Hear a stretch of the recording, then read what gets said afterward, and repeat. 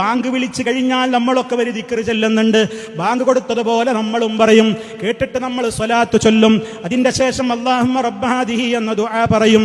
അത് പറഞ്ഞാൽ എന്റെ ശഫാഅത്ത് പരലോകത്തവന് കരസ്ഥമാകുമെന്ന് മുഹമ്മദ് മുസ്തഫ സല്ലല്ലാഹു അലൈഹി വസല്ലം നമുക്ക് പറഞ്ഞിട്ടുണ്ട്. മറക്കരുത്.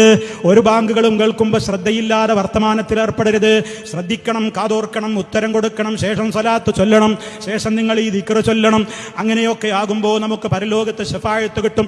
അതല്ലാതെ അശ്ശഫാഅത ഹബ്ലനാ ഫിൽ ഖിയാമത്തി മുശ്ഫീഖാ വഹ്ലനാ ഇൻ ളാഅയാ സയ്യിദി ഖൈറൻ നബി എന്ന് നബി സല്ലല്ലാഹു അലൈഹി വസല്ലമിനോട് നിങ്ങൾ ശഫാഅത്ത് തരണേ എന്ന് മുത്ത മുസ്തഫയോട് ഇവിടെ വെച്ച് പ്രാർത്ഥിക്കുകയല്ല വേണ്ടത്. അങ്ങനെ പ്രാർത്ഥിക്കുന്നവരെ അല്ലാഹു ഹൗദിന്റെ സമീപത്തുനിന്ന് പോലും എറിഞ്ഞോടിക്കും. കാരണം അത് മുത്ത മുസ്തഫാക്ക് പരിചയമില്ലാത്തതാണ്.